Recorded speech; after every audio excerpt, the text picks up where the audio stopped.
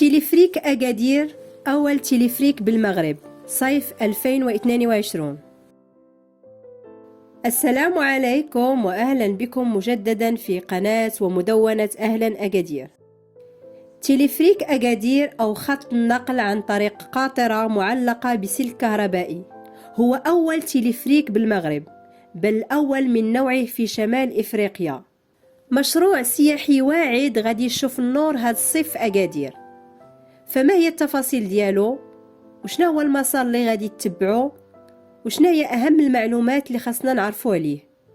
ومنين غادي ينطلق؟ وفين هي محطة الوصول؟ كل شي هاد الأسئلة وغيرها من المعلومات هي الموضوع ديالنا في هاد الفيديو. تيليفريك أكادير والمنتجع الترفيهي دانيالاند اللي غادي يضم بالمناسبة أكبر وأحدث وأضخم أكوا بارك في إفريقيا. والمشروع السياحي سوس كامب هي 3 ديال الأقطاب متكاملة تتمثل العمود الفقري ديال العرض الترفيهي السياحي القادم في مدينة أكادير، واللي غادي يخليها قادرة على احتلال المراتب السياحية الأولى كوجهة ترفيهية عالمية. مسار تيليفريك أكادير غادي تكون الانطلاقة من حدا قنطرة تيلدي، وهي الإشارة من المباني اللي صمدات في زلزال أكادير، حدا المخيم الدولي لأكادير على النهاية ديال شارع الحسن الثاني.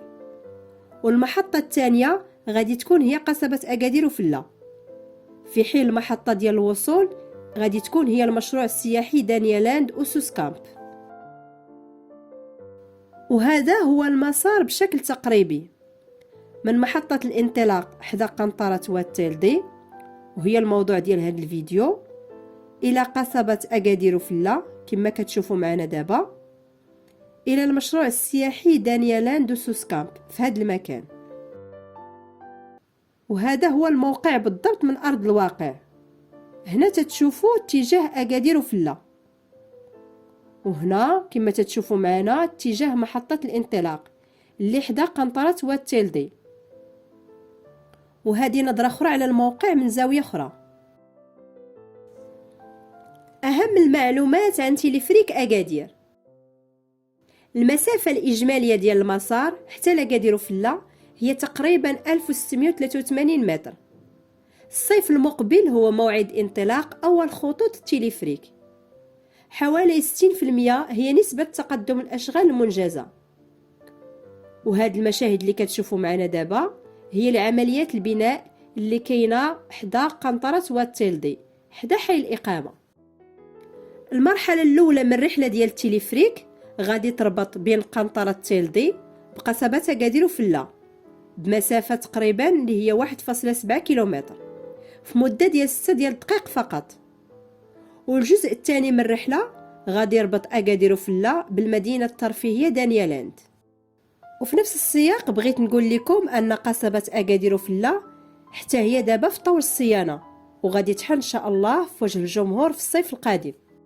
هذا التيليفريك اللي غادي يكون في أكادير هو آخر جيل منه، واللي غادي توفروه شركة دوبيل ماير، وهي الشركة السويسرية النمساوية الأولى عالميا في هذا المجال. وهذا هو أول تيليفريك غادي تديروا هذه الشركة في القارة الإفريقية، وهي بالمناسبة نفس الشركة اللي جهزت وصنعت عربات التيليفريك في جبال الألب الأوروبية. هذا التيليفريك غادي يكون مجهز بتقنية الديلاين من نفس الشركة المصنعة، وهي تقنية تضمن عمل هذه العربات بكل هدوء ومع توفير أقصى درجات الراحة للركاب. المحطة ديال انطلاق التيليفريك غادي تكون المساحة ديالها تقريبا 1500 متر مربع، وغادي يكون فيها مكاتب وأماكن ديال ركن عربات التيليفريك ومواقف للسيارات. خطوط تيليفريك أكادير. تيليفريك أكادير غادي يكونوا فيه خطين. الخط الأول من التيليفريك غادي يكونوا فيه 32 عربة أو مقطورة، منها 4 VIP، وكل عربة فيها 10 ديال المقاعد. وغادي تربط كما سبقت قلت لكم ما بين قنطرة تيلدي وأكادير وفلة. بينما الخط الثاني ديال تيليفريك غادي توفر على 18 عربة معلقة، وغادي تربط ما بين أكادير وفلة وسوس كامب ودانيالاند. وفي المجموع غادي ينقل هذا التيليفريك حوالي 1000 شخص في الساعة، وغادي يوفر هذا المشروع 1000 منصب شغل مباشر. إضافات: غادي تلتزم الجماعة ديال أكادير في إطار هذا المشروع بالتعبئة ديال واحد المسار أرضي على طول 1683 متر، واللي العرض ديالو 10 الأمتار تحت أجواء خط التلفريك. هذا المسار غادي يكون مخصص لرياضة المشي وللراجلين فقط، وغادي يكون في هذا المسار كراسي كمحطات استجمام واستراحة، وغادي يكون مهيأ بالأشجار. بالنسبة لأشغال تتبع التلفريك فكاين واحد التتبع ديال الأشغال يومي ودوري. المشروع ديال دانيالاند وسوس كامب ككل غادي يتطلب حوالي 7 حتى 8 سنين باش يكون واجد، بالتكلفة ديال 40 مليون درهم. بالنسبة للناس اللي بغاو معلومات أكثر وتفاصيل أكثر على مشروع تلفريك أكادير، فغادي نشرو قريبا إن شاء الله موضوع عليه في مدونة أهلاً-أكادير.com.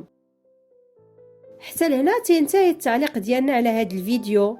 كنتمنى لكم فرجة ممتعة، وإلى اللقاء في فيديو آخر قريبا إن شاء الله. شكرا لكم.